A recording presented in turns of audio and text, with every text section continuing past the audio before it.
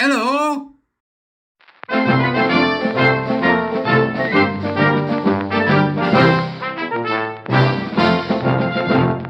Beep, beep, beep. Morning all. Welcome to the Court of the Edijester. What have we got for you today? Trumpety Trump is at it again. We have some news from Orange Man.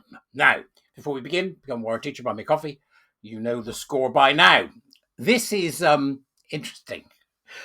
This is something you hear quite a bit, actually, about we should proscribe a particular group, which means they designate it as a dangerous terrorist organization. In this case, what we have is Trumpety Trump at it, who has, by all accounts, tweeted that he's going to designate Antifa a terrorist organization. Well, he's got my backing on that one, except it's not quite so simple as one would think. Let's read and see what's going on. President Trump said he had designated Antifa as a major terrorist organization and would direct law enforcement to target its funders.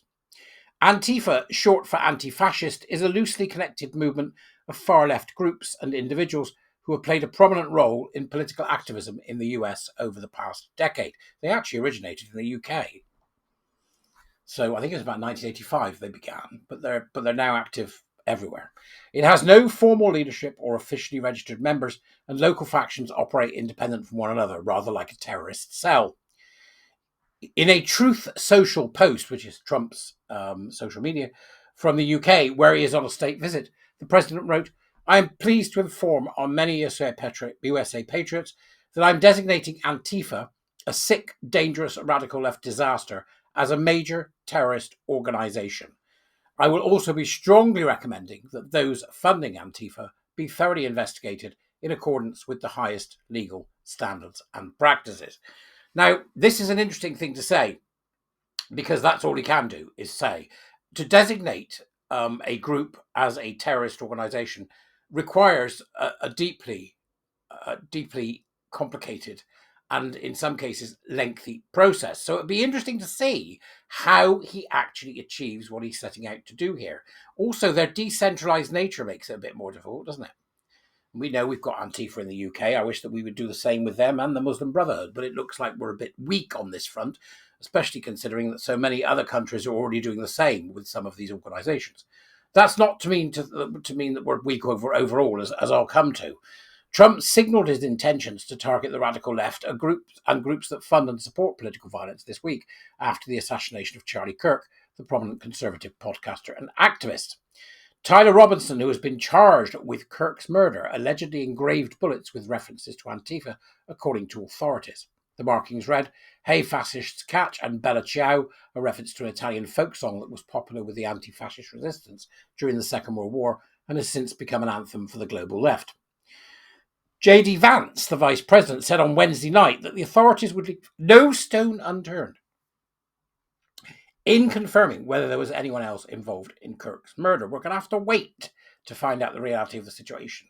We've already got conspiracy loons going mad about this, but we're going to have to wait, right? We're going to get to the bottom of the truth, he continues, and we're going to stop the political violence, and we're going to do it however we have to do it. Of course, within the constitutional limits that Charlie loves so much, Vance told Fox News. Now, we could find, he said, that this person was radicalized, and it was terrible. And there are a lot of very evil people in his life, but they didn't have foreknowledge. He means foreknowledge of the shooting. We may find out that there were many people who were involved in helping this guy pull off the shooting. We just have to get to the bottom of it. So that's where we are, right? That's where we are. We don't know very much at all. So in other words, there's more to come. So all your conspiracy theories, nobody's mentioned grassy knoll yet. I'm just waiting for somebody to back and to the left. Grassy knoll. Antifa members have been active in street protests and clashes with far-right groups in recent years. During civil unrest in Portland, Oregon, during Trump's first term, they fought pitched battles with members of the far-right neo-fascist Proud Boys. Antifa activists were among the counter-protesters at Unite the Right rally in Charlottesville, Virginia in 2017, during which a white supremacist drove his car into a crowd and killed a woman. They also took part in protest in Washington on Trump's inauguration day in 2017. In 2020, Christopher Wray, Trump's FBI director at the time, said that Antifa was a movement or an ideology rather than an organization. Ray said Antifa lacked the hierarchical structure that would allow it to be designated as a terror organisation by the federal government. In 2019, Bill Cassidy and Ted Cruz, Republican senators, introduced a resolution in the Senate to condemn violence acts committed by the group and to designate it as a domestic terror organisation. Cassidy, who in 2019 introduced the resolution, commended Trump's decision in a post on X. Antifa seized upon a movement of legitimate grievances to promote violence and anarchy, working against justice for all, Cassidy wrote. The president is right to recognise the destructive role of Antifa by designating them domestic terrorists. We do this, okay? Have a look at this. We do this. Now, you can see here, what we've got is various groups available on the government website there. You've only got to search for prescribed organisations and you'll see them. Look at them all. Look at them. There's about 90 of them. It goes on and on and on and on and on and on and on and on and on and on and on, right? It's not something that just America does. We also do it. We should do the same with Antifa. But again, when it's a decentralized group, it's harder. But what I think will be really interesting is that the Americans will go after them for funding. And I think that's what we should do. I saw today there's going to be an investigation by the Charities Commission into Hope Not Hate, which is a good idea because they're certainly not what they say they are. And I also think that if they can find out who's funding these bodies, who's funding these activists, then we may go some way to stopping their dreadful activities.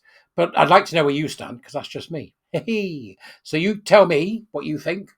You always do. I can guarantee you always do. I think it's interesting. Let's take it from there. The conversation begins. I'll see you later. Bye-bye.